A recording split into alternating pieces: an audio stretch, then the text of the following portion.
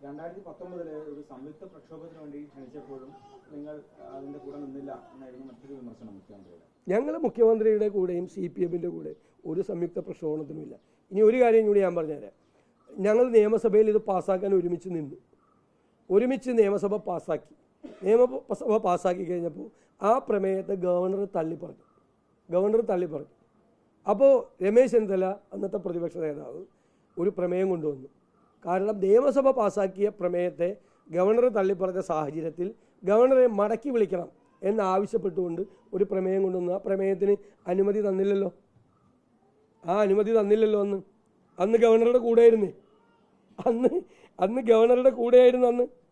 അന്നുണ്ടായിരുന്നത് ഗവർണറുടെ കൂടെ. ഇത് എൻ്റെ കയ്യിലുണ്ടത്.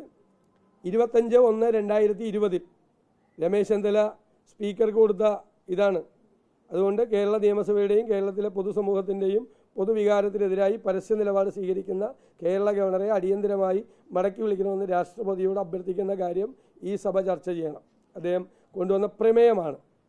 നിയമസഭാ ചട്ടപ്രകാരം റൂൾ 30 അനുസരിച്ച് കൊണ്ടുവന്ന പ്രമേയമാണ്. സ്പീക്കർ അനുമതി നൽകിയില്ല. അന്ന് ഗവൺമെൻറ്റാണല്ലോ സമ്മതിക്കാത്തത്.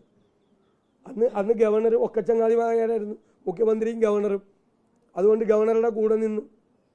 ഞങ്ങൾ അത്രയും സ്ട്രോങ് ആയിട്ടുള്ള നിലപാട് ആദ്യം മുതലേ ഇതിനകത്ത് എടുക്കുന്നത്. അല്ലാതെ പാർലമെൻറ്റിൽ ചൂടേറിയ ഡിബേറ്റ് നടന്നു എന്നാണ്. ചൂടേറിയ ഡിബേറ്റ് CPM-ൻ്റെ 2 MP-മാരാണ് നടത്തിയത്. ഞങ്ങളല്ല നടത്തിയത്. ചൂടേറിയ ഡിബേറ്റ് പാർലമെൻറ്റിൽ നടത്തിയത്. എന്നിട്ട് മുഖ്യമന്ത്രി സ്ഥാനത്തിരുന്നു. അപ്പോൾ ഇതെല്ലാം ഞാൻ മുഖ്യമന്ത്രിക്ക് അയച്ചു കൊടുക്കും. ലിങ്കെല്ലാം അയച്ചു കൊടുക്കും. മുഖ്യമന്ത്രിയുടെ ഓഫീസ് ഇത്ര മോശമാണെന്ന് ഞാൻ അറിഞ്ഞില്ല. ഇതൊന്നും കാണാത്ത കേൾക്കാത്ത ഓഫീസാണെന്ന്.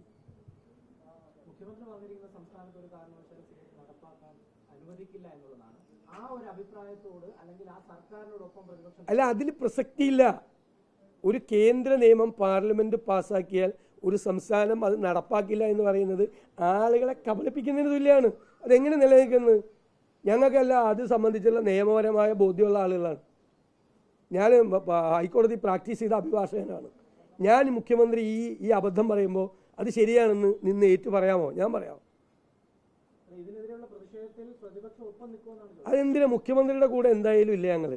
ഞങ്ങൾ CPM-ൻ്റെ കൂടെ ഒരു പ്രതിഷേധത്തിലും ഇല്ല. ഞങ്ങൾക്ക് പ്രതിഷേധം തന്നെത്താൻ നടത്താനുള്ള കപ്പാസിറ്റിയുള്ള പാർട്ടിയും മുന്നണിയാണ്. ഞങ്ങളുടെ മുന്നണിയാണല്ലോ, UDF ആണല്ലോ കേരളത്തിൽ ആദ്യത്തെ പ്രതിഷേധം നടത്തിയത്. കേരളം മുഴുവൻ പ്രതിഷേധം നടത്തിയത്, ഇതിനെതിരായി പ്രതിഷേധിച്ചത്.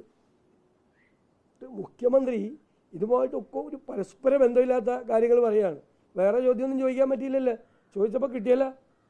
നിങ്ങൾക്ക് മാസപ്പടിയൊക്കെ ചോദിച്ചപ്പോൾ കിട്ടിയല്ലേ. നമ്മളൊക്കെ ഈ കയ്യിൽ നിന്നൊക്കെ ചോദിച്ചിട്ട് ഞാൻ എത്ര ഇതായിട്ടാണ്, സൗമ്യമായിട്ടാണ് എല്ലാ ചോദ്യത്തിനും മറുപടി പറയണത്. എത്ര സ്നേഹത്തിലാണ് പറയണത്. 1 അല്ല 2 അല്ല 3 പ്രാവശ്യം ഞാൻ പറഞ്ഞു. അപ്പോഴും ഞാൻ കൈരളിയുടെ റിപ്പോർട്ടറിനോട് ഇയാൾക്ക് ചെവി കേൾക്കില്ലെന്ന് ഞാൻ ചോദിച്ചില്ല. ഞങ്ങൾ ആരും ചോദിക്കാൻ പാടില്ല. ഞങ്ങളങ്ങനെ മാധ്യമപ്രവർത്തകരെ അങ്ങനെ അവഹേളിച്ച ഞങ്ങളത് സമ്മതിക്കില്ല. ബഹുമാനത്തിലേ സംസാരിക്കുകയുള്ളൂ. അവർ ചോദിക്കണ ചോദ്യത്തിന് നമ്മൾ മറുപടി പറയും, അത് വേറെ കാര്യം. പക്ഷെ മാധ്യമപ്രവർത്തകരോട് ഇഷ്ടമില്ലാത്ത ചോദ്യം ചോദിക്കുമ്പോൾ ചെവിട് കേൾക്കില്ലേ തനിക്ക് എന്ന് ചോദിക്കുന്ന ഒരു മുഖ്യമന്ത്രിയാണ് കേരളത്തിലുള്ളത്. അസഹിഷ്ണുതയുടെ പര്യായമാണ് ഈ മുഖ്യമന്ത്രി. പിന്നെ ആരെന്ത് പറഞ്ഞാലും എമ്മാതിരി വർത്തമാനം പറയരുത്. എന്താ മുഖ്യമന്ത്രി ഇത്ര ദേശീയതയായിട്ട് പൊട്ടിത്തെറിക്കുകയാണല്ലോ എല്ലാവരോടും? എന്താ ഇത്രമാത്രം അസഹിഷ്ണുത?